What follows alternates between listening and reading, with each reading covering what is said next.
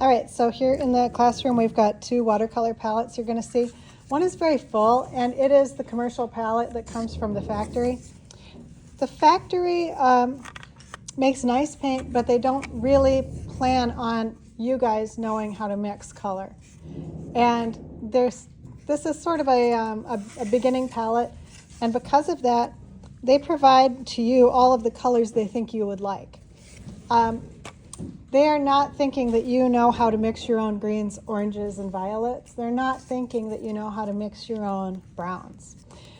So, as a result, these colors are just okay, but not great. When you think about these colors, I want you to think about them as being ingredients to make a cake, but not the cake.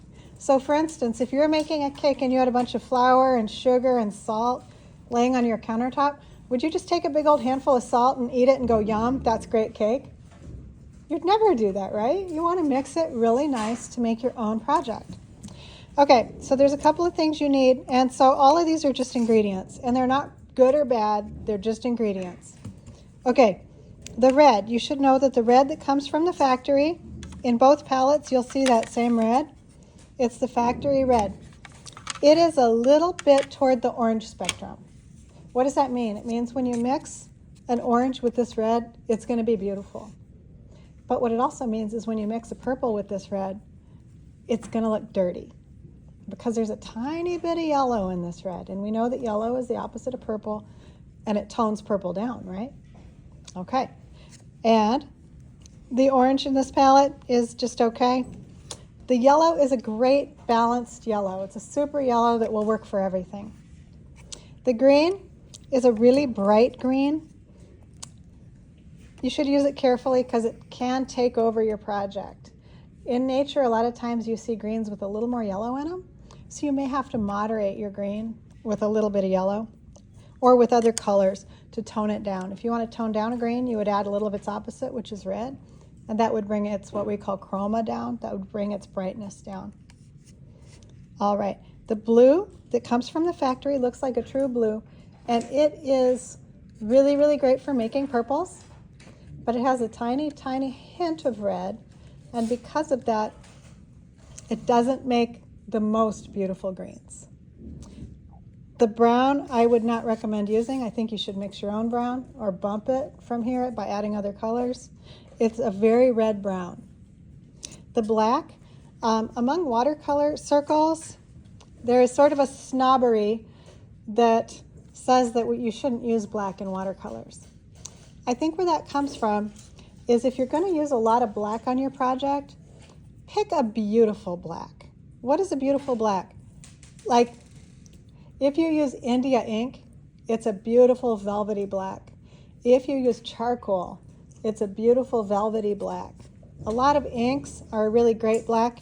You're going to find if you use this black, it's a little bit shiny, and it is kind of a little hard to control.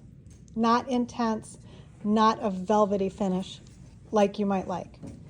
So use that black really sparingly. I would suggest using a really dark purple, dark red, or dark blue in your dark areas rather than the black. All right, up to you. Now here's the Miss L preferred palette. Don't be sad that you're missing colors on here. You actually have superpowers with this palette. You've been given a factory red and a magenta that's a special order item. This magenta makes glorious everything. It can make beautiful oranges, it can make beautiful purples. You're going to love this magenta. You're going to find that basic blue, but you're also going to find that I've given you a really dense teal, a beautiful teal.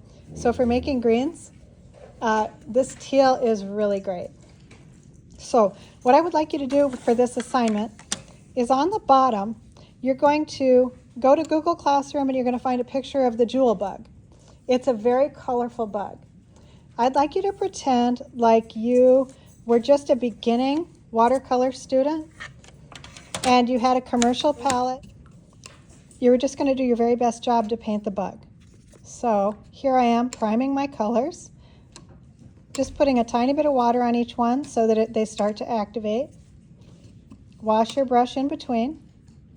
Okay, so you're just pretending that you're a kid who doesn't like to mix colors, and you're just using what was in the exact paints you were given. Okay, look at the real photograph on Google Classroom because I want you to simulate the bug you've been given. All right, and you can mix, that's fine. Use your palette to come the closest that you can looking at the photograph.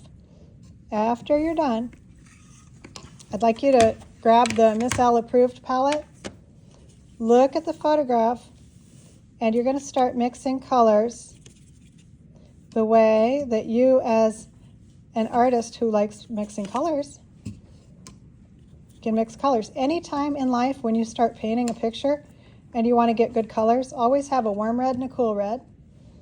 Okay, always have a warm blue and a cool blue and a balanced yellow, and you can mix anything you want. And these are good examples of those colors. So you're gonna, on the top bug, mix your own colors, looking at the real bug on Google Classroom. And what I'm hoping you come away with is a feeling that you have color superpowers, and you can mix any color you want, and how to get there, okay?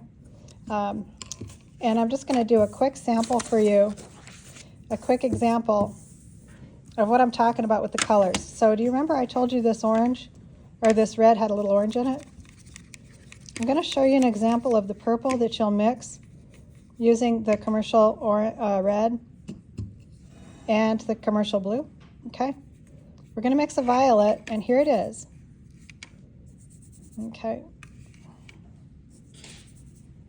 There's the violet that you mix from the commercial palette. Now we're going to mix a violet using this magenta and this blue. And I just want you guys to take a look at the difference in the purple. One is a much cleaner purple, okay? Here's the purple that's got that orangey red from the factory in it, okay? Here's the purple with the magenta. So this is why we care about whether we're using an orangey red or a cool red and a cool or warm blue. Have fun with it. I'm not grading you on how beautiful your project is. I just want you to try and learn something and get comfortable with your palette. Another quick trick I want to show you that a lot of students would really need to know and is very helpful. If you're painting away and you have a huge pile of water, like a big painty glob on your canvas, you can take your paintbrush and dab all the liquid out of it, and it will become a vacuum cleaner. It will actually pull the liquid out of that puddle, and this is a really nice way to control your paint.